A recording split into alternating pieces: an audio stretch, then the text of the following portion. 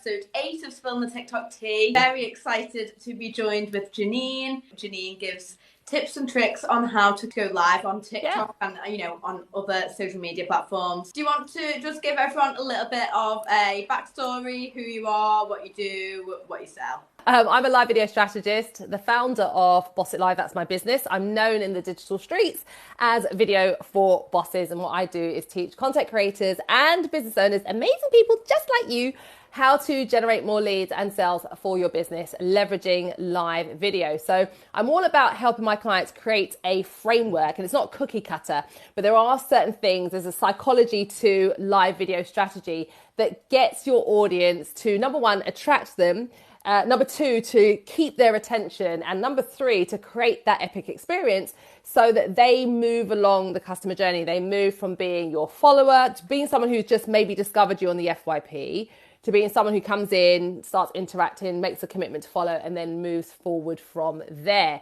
So I've been doing this for 8 years. I first started live streaming in 2015 on the app Periscope. Does anybody know that? The app that is no more, but it was an amazing live streaming community. And that's where I grew my live video wings, and had to navigate a lot of challenges over there, because if you guys think you're trolled here on the old tickety-tot, you ain't seen nothing yet, because it was brutal over there. But it gave me a tough, thick skin. And also I found my passion for that. So initially when I started, I was working the old corporate 9 to 5. And then I thought, you know what, there was something absolutely amazing in this, that is live streaming. So I quit my job 2 years later. And so, yes, I've been doing this 6 years full time as an entrepreneur, but I've been teaching for 8 years. So I'm not new to anything that is live video. So anything that you want to know, I've been through it all. Raised my knees, metaphorically speaking, to rise up out of the ashes. So when did you kind of start your TikTok journey? When did you start going live on TikTok? So I was late to the TikTok game. I was like, nah, I ain't doing that. For the young people, I'm doing that. I'm going to stick on the old Instagram. I'm going to stick on the old, other platforms. And I started to get really frustrated with the old platform, the picture platform. And so I said, you know what, let me just see what TikTok is about. So that was like March last year, towards the end of March. So I think I had maybe 100 followers at the time, thereabouts. My account was a dead account because I wasn't active. And so I said, let me just see. So I started consistently posting TikTok videos, and I made sure that I was 100% proof and dialed in on my messaging. My resounding messaging was live video, and everything was birthed off of that. And because I, number one, saw that there wasn't really many people, there wasn't anyone talking about live video strategy on TikTok. Nobody. People were going live, but there was no TikTok live strategist or live video experts. So I dialed right in with that, and I stayed 100% proof. Initially, I started with uploading, I think it was 2 to 3 times a day. I couldn't keep up with that. Got a life and a business. I was like, I can't do that. So I think it was 60 days. I think in 60 days I monetized, but I still got live video functionality. Probably about early June, around about that time. So when I started going live, there was absolutely nobody. No one was bothered about what I had to say, because it's like with anything, you don't start at the top of the mountain. You have to work for it. You have to be consistent. You have to show up. That resounding message. So first up, TikTok Live in comparison with other platforms, so Instagram, Facebook. Are the people in the right place on TikTok? Is this where you'd recommend starting? I think everybody at this time, right now, with the way that TikTok is built and the way that it's going, should absolutely 100% be here. We all know, and we're hearing a lot of conversation, you're talking about it quite a bit, Anna, Morgan Brandon's talking about the fact that, there's a lot to do with SEO, and TikTok are wanting to compete with the number one search platform, which is Google, that's hanging on by a thread. So essentially, if people are utilizing this platform to search, number one, and number two, it's still I would say, these are my words, don't quote me, but I feel like this is the front runner in terms of platforms for organic reach. Yeah. It's obviously depleting as the platform is changing and growing, but you can still get, a global audience and visibility from using this. So, SEO, search, people are searching. Again, the whole thing around this platform being one that allows for organic reach. Yeah. Absolutely 100% people should be here. They should be going live. it is a great platform to go live because TikTok are pushing our live streams as well. And, you know, I think like with any platform, what they want is, you know, they'll give us a tool and say, use this tool and you'll be rewarded for using the tool. But ultimately they want to see our retention and are we holding people? And if we're able to do that, which live video, if you're creating the right experience, you're going to be able to hold people, then TikTok's going to reward you with more people. I mean, I'm growing my following every single time between 100 to 200 plus people for new followers. So yes. Do you think people should be posting organically on TikTok as well as going live? Should it be a strategy of both of those elements? Or absolutely. Ultimately, number one, you can't get live functionality without hitting, you know, the 1,000 marks. And there are instances and cases, I've spoken about this, where people who are consistently uploading content are getting access to live video before 1,000. So if there are those of you like, oh, I'm not there yet, so you're not kind of giving it your all, keep going, because if you show the platform that you're committed, then they're likely to give that to you and people are responding to your content. Everyone should be doing both, focusing on really, really good content. And when I've talked about this as well, you know, we've got to remember good content versus right content. You know, we all think as experts and, you know, multifaceted and passionate people that our content is good, but is it right for the audience that we're trying to attract? So we've got to get really, really diligent with creating the right content, and our analytics will help us to do that in terms of responsiveness. But yes, absolutely have an organic content strategy. Upload your videos, experiment and test using the other features, i.e. stories and also Now. I'm not a fan of Now, I'll be honest. Absolutely do recommend 100% that you do have, it's got to be both, because at the end of the day, you can't leave off the main functionality of TikTok, which is short form video content. It would be silly to be like, oh, I've got 1,000, I'm just going to go live now.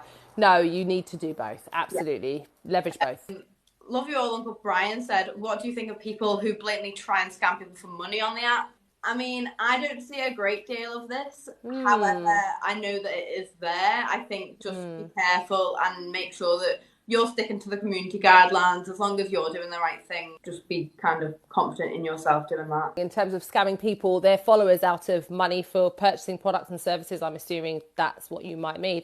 I think you just have to be a bit diligent, don't you? Do your research, check people out, look at their footprint, and, you know, just watch people for a little while before kind of buying into it. Because I think what happens is that there's this whole emphasis on, because of the platform and the way it's been built, on going viral. People are very stuck. It's ingrained in them that, you know, for me to be successful, I have to go viral.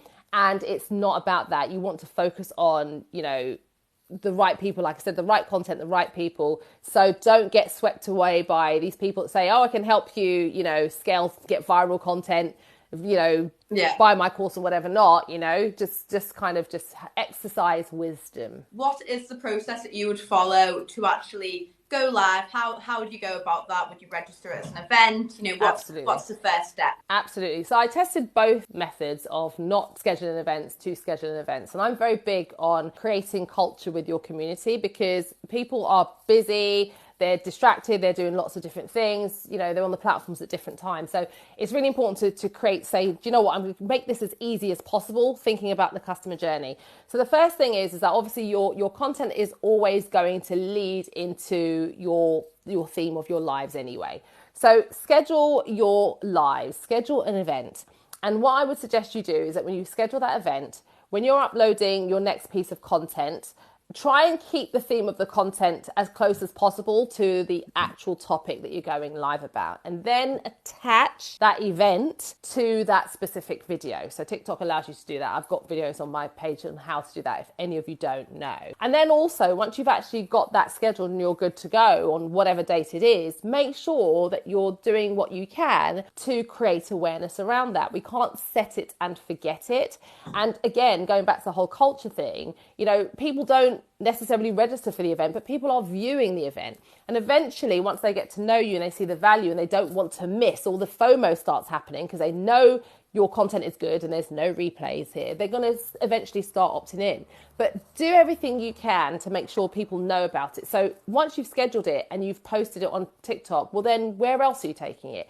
Are you posting it in your stories? Are you adding it to your stories here, but also taking it over to Instagram and linking it back to here? What about your email list, your contacts? Are you making sure that you're sending that out on your weekly newsletter, bi-weekly, whatever it is?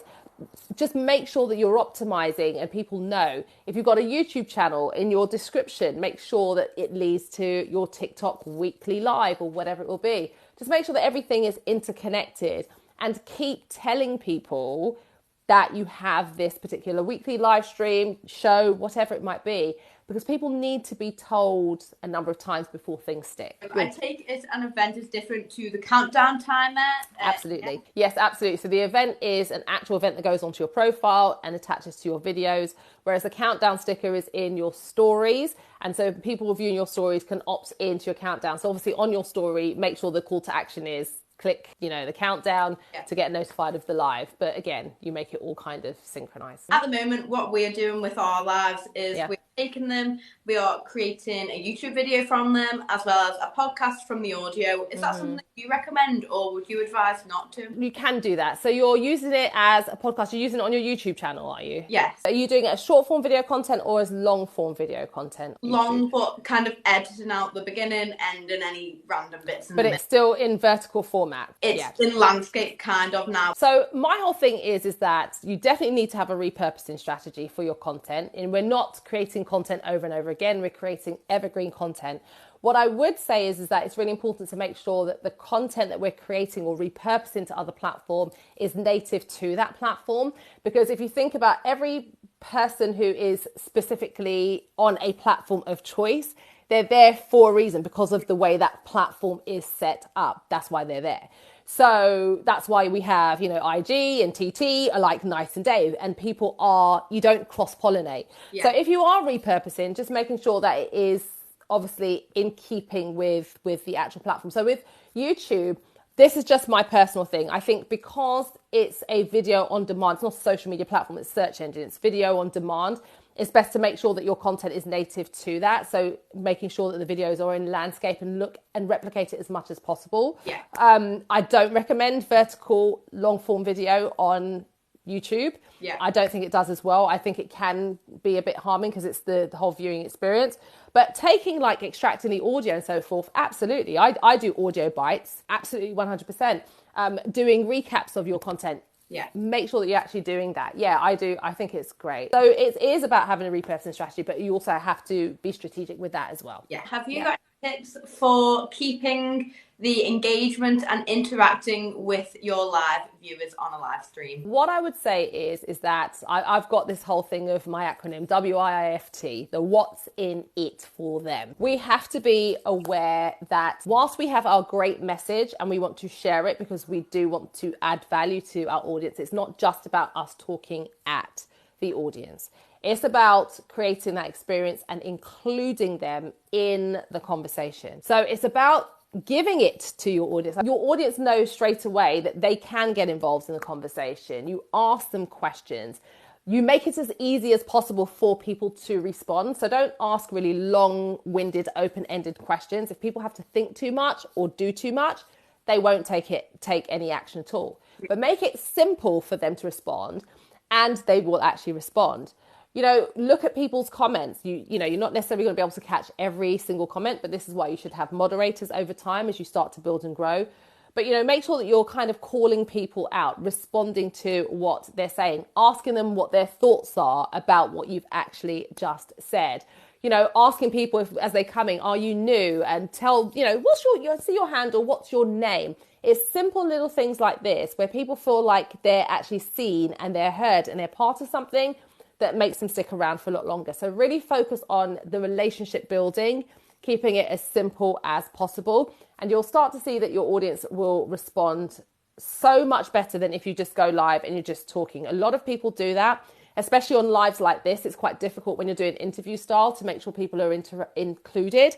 But try your very best from the beginning when you're doing your solo lives to really talk to your audience. And even if you can't get to everything, just say, guys, I might miss some of your comments, keep them coming. I'll come back to them, etc. And just create as much of an experience as possible where they feel like you're actually focusing on them. There's so much, we haven't even scratched the surface. There's so much that can be done, gamifying your community as well. And as TikTok allows for more advancement with live video, the integration of third-party software and tools, which they're kind of rolling out, but it's a bit complicated at the moment, you're going to be able to see people do absolutely amazing things. So I'll just give a quick example. It's not here on this platform on YouTube. There is a bi-weekly game show that I watch from StreamYard, and it's called Channel Reviews. And basically, it's two guys that are on there. They're doing channel reviews, but they're doing a whole game show style thing, like a Wheel of Fortune thing. The wheel runs round. You put in keywords because StreamYard allows you to kind of be able to do that. People can put in keywords. They extract somebody at random and then do the reviews. And it keeps people, and also that whole community aspect. It's extremely powerful. If you can actually build that community with your audience and make them feel like they're a part of something, they won't go anywhere. How long typically should it take to reaching 1,000 followers if you post regularly every day? From our experience and my personal opinion, it really does kind of massively vary on your content, who you are, what you're posting, what industry you're in, how, who's there that is interested in your content. So the actual time it can take will massively vary depending on a huge range of factors. Yeah. Although my top tips for getting to that 1,000 follower count in, as short time as possible to live, the live options would be, number one, to make sure that you know what your niche is, who your target audience is, and have a strategy in place to meet that audience. That could be you're thinking about SEO. It could be making sure the content is relevant to them and not just about you. Yeah. The way in which TikTok works is it will push your content to a small group of people, and based on how these interact, will have determine the success. So if you can hit your audience pain points and attract them instantly, you're more likely to get your page pushed to that correct demographic. So just really thinking about audience, niche, pain points, and posting. Absolutely. What I would add to that as well, I mean, you've covered everything, is that what happens is that we get very focused on reaching a specific number to be able to, a milestone, to be able to do what we feel is the next thing. And if we don't feel like we're moving fast enough with that, we can kind of become inconsistent. We can also become a bit slack, for lack of a better way of putting it, in terms of our content, cut corners, and kind of compromise on our messaging. What I would say is that to all of you, don't dilute your messaging just because you want to get to 1,000 or 10,000 or whatever. You want to go viral. Don't do that. Because the thing is that, you may go viral, you may get the views, but have you set your account up to be ready to deal with that as well? Because you get to 1,000 and then what? And there've been many examples of people, we've just had the Black Girl Follow train, which I fully supported. But my whole thing was have you set your account up to, now you've got to 1,000, 10,000? Well, then what do you do with that community? Have you set yourself up for success? So I think it's about focusing on being consistent, have your resounding message. Don't dilute your messaging under any circumstances. No matter how long you think, I'm going slower, you're going to attract the right people so that whatever it is that you have to offer them, they're going to be ready to buy once they've gone through the nurturing process, because, we all have to go through that as consumers ourselves and business owners. But you're going to get that. There's no way you cannot succeed, but you have to not get seduced by this whole rushing thing. Oh, I've got to get to this to be able to do that. No, you can make money with 100 followers. Do you get what I mean? You might not be able to go live yet, but you absolutely can monetize, because I'm monetized, so you can. Talk now a little bit about product-based businesses versus service-based businesses, different kind of content styles. Yes. What would you kind of recommend for both of those different industries? So obviously with product-based business, it's always going to be visual. So you've got to think about, how can I visually attract the audience? And how can I make them stay interested in what it is that I'm visually demonstrating? So again, you talked about packing orders. It's going to be having that, again, getting the audience, pulling them into what it is that you're doing. And, whether it is choosing specific colors of certain things, or how to, I don't know, because I'm not a product-based business. But what I'm saying is that with that, it's visual, and it's pulling the audience into the actual process as much as you can. Do that with them. Service-based businesses is different, because just the way TikTok is set up, it's very difficult for us currently with live streaming to be able to demonstrate what it is that we actually do in a physical sense. So what we have to do is be very up on our game in terms of the value and demonstrating ourselves as the authority and making sure that we're responsive, and also making sure that we are, we're answering all of those questions that the audience have, hitting the pain points in the content that we're doing. And we're kind of, doing it in a way that is, we're unrelenting. We're not blinking. So it is about the education side of things. But again, you also want to make sure that you're not just talking at the audience. Giorgio said he's a big fan. He said, Anna, I'm a big fan. So yes, I think it is the education side of things. And, as I said before, TikTok starts to, diversify and allows for more accessibility to third-party tools, then service-based business owners are going to be able to demonstrate a lot more visually in a way that they can't at the moment. You've spoken a little bit about the hallway, I think you've called it. Yes. How do we bring people in through the hallway? And do you want to explain what that is? When I refer to the hallway, so when you're going live, you can obviously see the number of people that are in the live stream in the top right-hand corner, and we do focus on that number. We look at it and so forth. And that can essentially determine how you actually respond or how you show up. So for example, if you go live and one person or two people come in and then they drop off, your energy may drop off. But what I'm talking about in terms of the hallway is the FYP. So we all know that we can scroll through the FYP and see videos, but we also can scroll through and we'll see a live stream and we can see the title of the live stream. We can see that the person is live, but we can't see any of the activity, i.e. we can't see who's in the live stream, what comments are there, etc. That's what I call the hallway, that people can fully consume your content. By the way, shout out to those of you that are in the hallway watching us now. People can actually fully consume your live video content without ever committing and you being able to see them. They can hear everything that you say, every bit of information that you share, what offers you have, what you had for breakfast, lunch and dinner, if that's what you're sharing, and you would never know. So the point is that you have to go live and still speak, even if you've got an empty room, speak to those that are in the live stream and those that are out of the live stream. Because I had on one of my recent lives, a few people, one lady in particular, her name was Jane, stood out to me, said that she was watching from the FYP before she clicked into the live. She was watching. People are looking to decide whether or not they want to join the live. And that will be based on what it is that you do and you say. So it's really important when you're going live that you show up with your fullest amount of energy, even if you're like, oh, there's only 5 people here, or they're leaving. No, there could be 50 people FYP, like, oh, who's Oh Sweetie? Oh, okay. What's she talking? Let me just watch a bit. Do you get what I mean? So it's really important that you do that. Oh Sweetie said, what's your advice to handle live fatigue? Staying live for 2 hours, as TikTok seem to prefer this. At the end of the day, it's about your capacity. So we know that TikTok are making their recommendations. I think it's, some people are saying 2 hours. I mean, at first I heard it was the minimum of 30 minutes. So I tried to make sure that, yes, we go live for 30 minutes. The reason why I would say that is because it's obvious when you go live, there's a building up process with TikTok. There's a building up and then the numbers jump up. So you have to give time for the live stream to warm up and then for people to get in and figure out what's going on. So, but it is about your capacity. Forget these guidelines of, you've got to go live for 2 hours, 10 times a day, 20 million times a month. Forget it. Who's got time for that? It's about your capacity, because what will happen is, as we know, you're not going to be able to maintain it, and you're not going to. It's about you having fun. Part of this, if in order for us to be able to create the experience, we have to give out a certain energy that our audience are going to be attracted to. And people aren't stupid, so they'll pick up on the energy. So if your energy is low, if you're like a deflated balloon, they'll be like, nah, forget it, straight ahead. So fatigue, do what you can. It's within your capacity. Your capacity is to go live. I said this last night.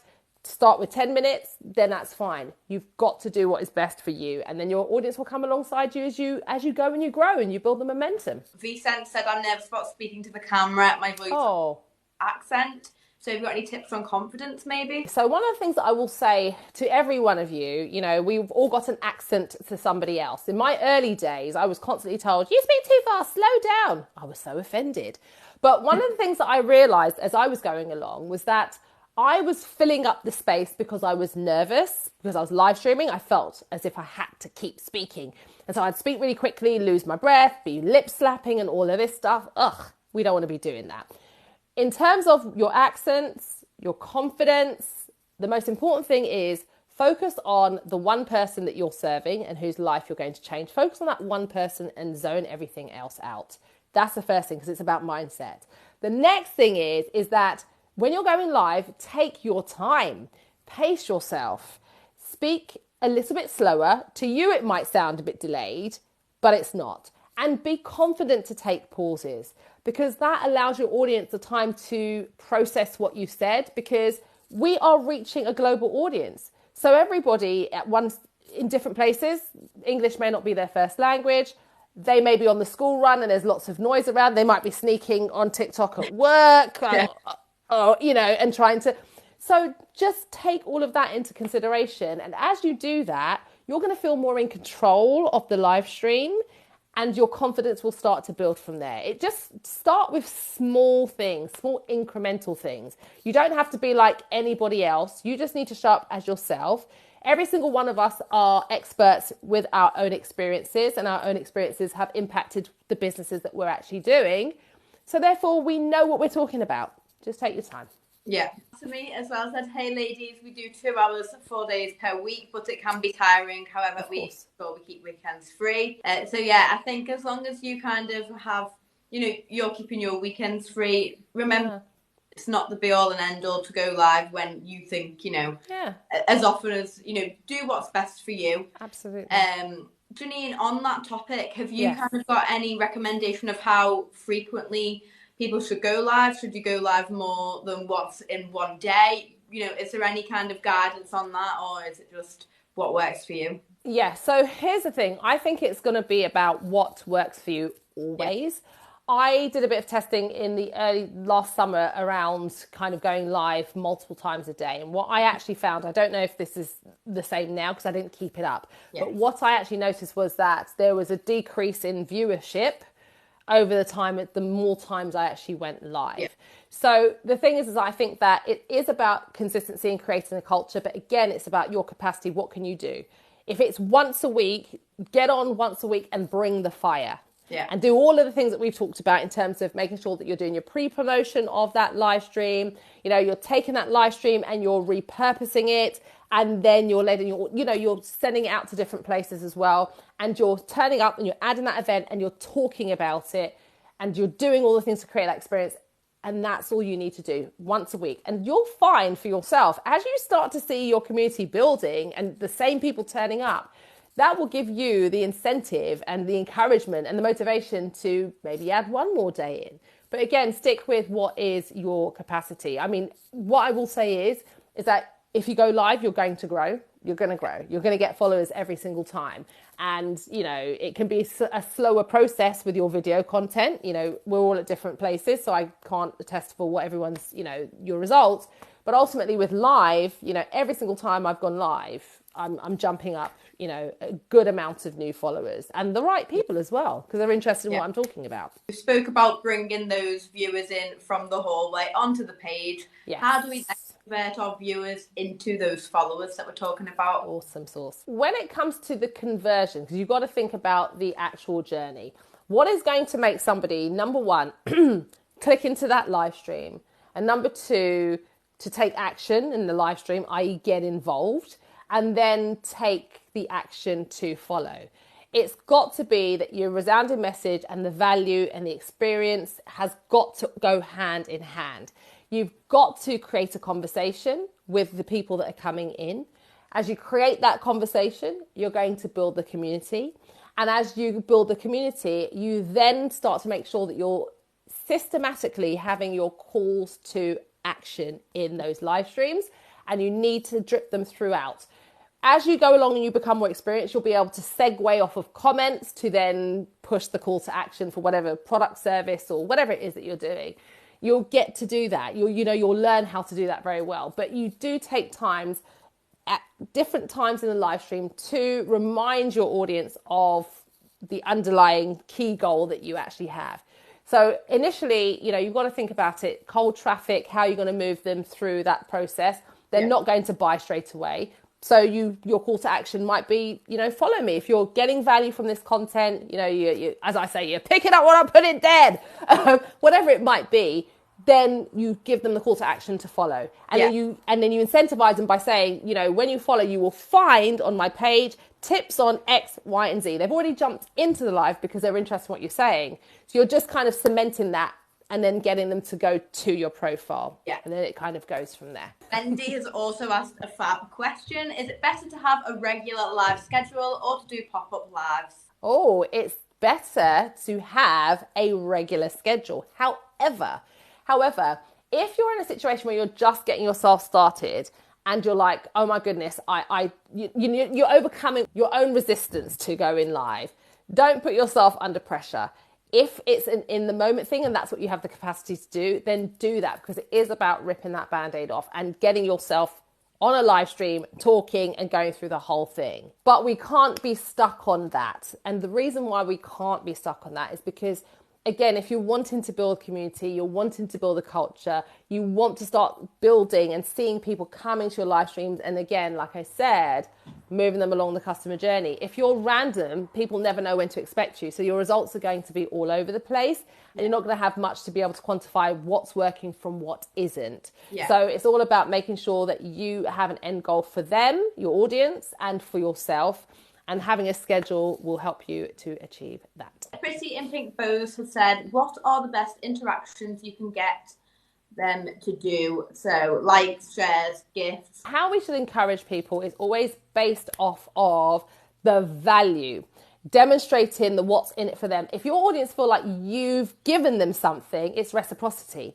You then can ask for something back. You know, I talk about the Gary Vee theory, jab, jab, jab, right hook. You give, and then you ask for something back.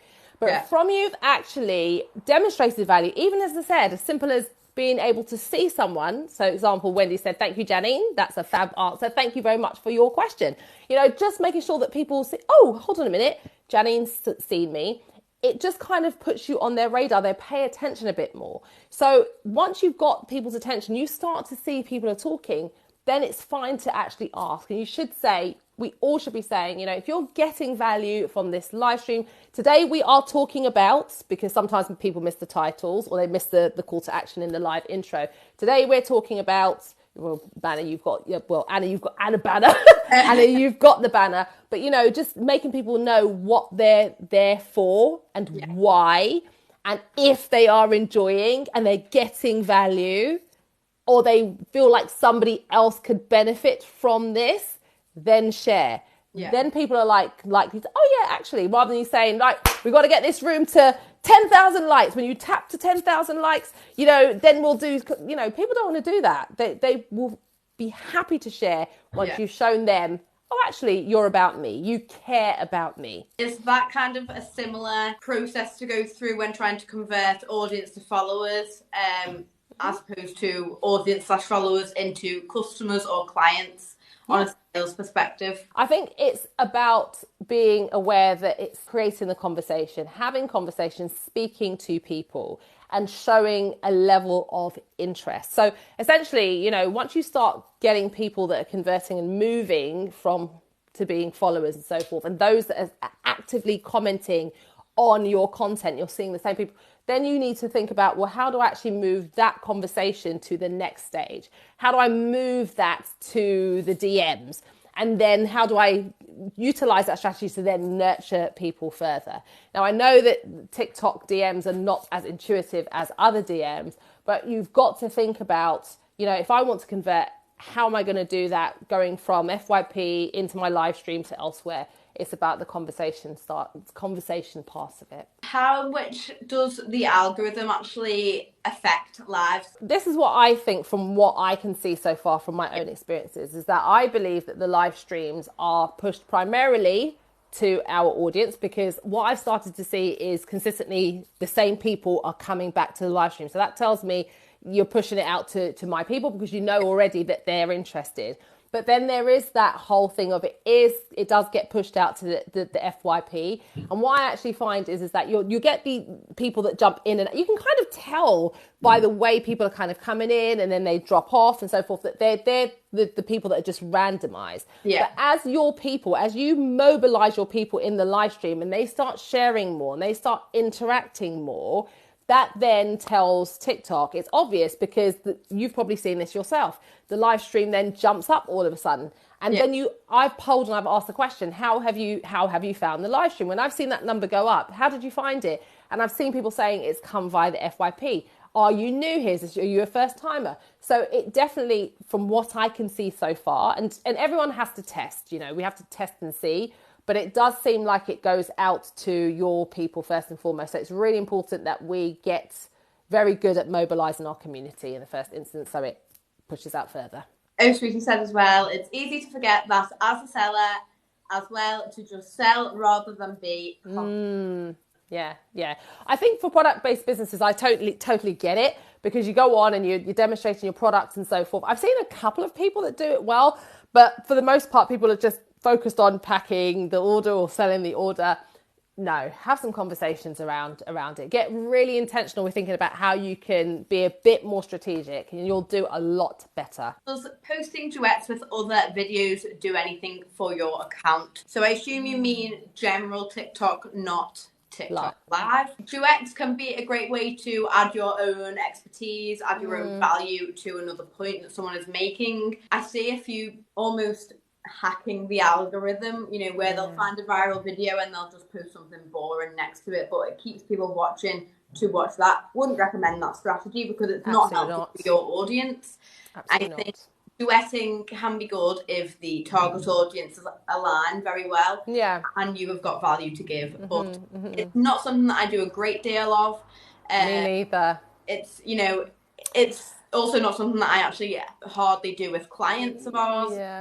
Having your own content should be the most important thing, and then if you do ever have the odd duet video that you think, oh, I could really add some value there, or oh, that's a perfect message to my audience, I want to share this to my people, you can kind of do things that way. So here's my thing. If you go onto my page, you will not see duets on my page.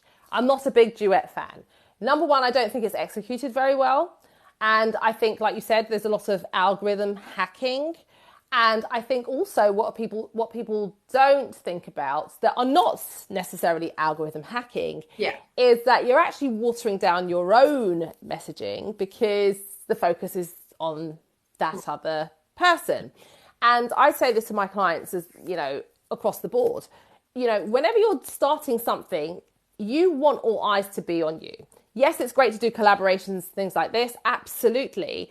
But again, it goes back to it's got to be all about you, not from an egocentric viewpoint, but you've got to think about when I'm building, I want people to listen to me, to my voice, to see me as the GOAT before I start filtering stuff out. So I just think with duets, I don't know if they are very effective at helping you to achieve that. And my focus for my clients and my community is getting people to focus on you.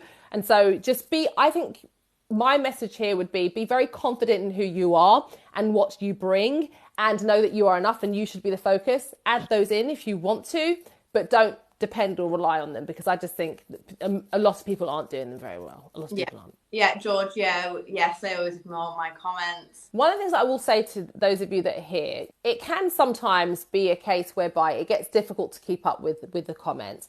And sometimes comments don't show. They generally aren't visible, or the person generally does miss it. Yes, there are people that do ignore, and there are lots of reasons for that. But what I would say is don't take it to heart. Don't take it personally. Repost your question.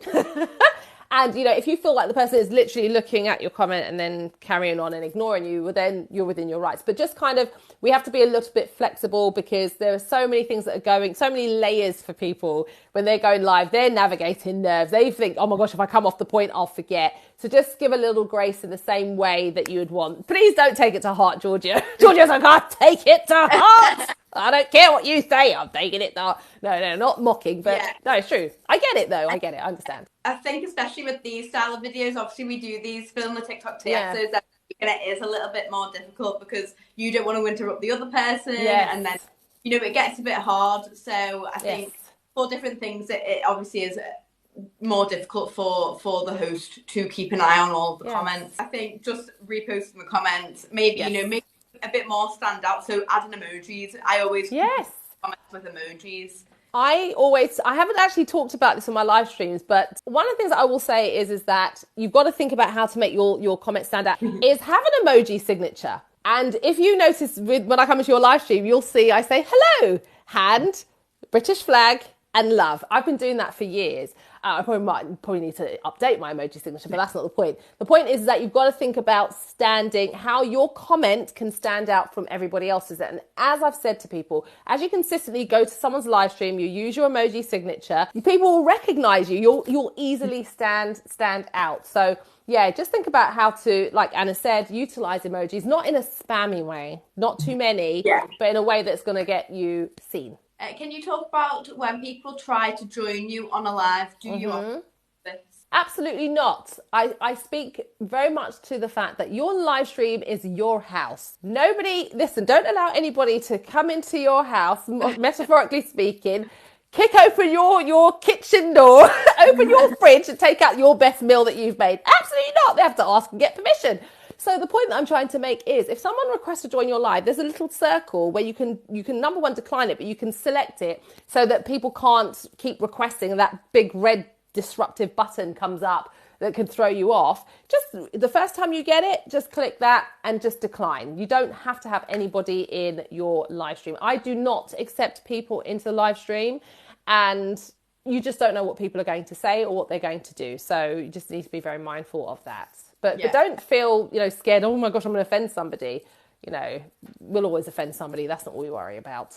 We worry about those whom we're serving and helping. Very simple, quick fire questions. Number one, podcast or book that you would recommend? The YouTube formula. This is great for helping you to build your business and your brand. It is mostly obviously focused on YouTube, but there are so many amazing nuggets for video creators right now. Paid or organic social media? You don't start with paid. Don't do it. It can mess a lot of things up. Organic. Clubhouse or TikTok Live? TikTok Live. Clubhouse. Oh, yeah. It's another topic another day. Number one tip for selling on TikTok? Don't be salesy. Focus on your people and create the experience. One piece of advice for any small business. So this can be general advice. Please don't compare yourself. Really have tunnel vision and focus. Focus on your resounding message. Focus on the people whose lives that you are going to transform, because somebody's life will be saved as a result of you showing up. So just have that tunnel vision. In the early days, you can get, shiny object syndrome, stay focused and go for the gold. Amazing. Thank you very much. And thanks everyone for joining. I hope you all have a lovely evening, a lovely week. Thank you so much. Thanks, Anna. Bye. Take care. Bye, everyone.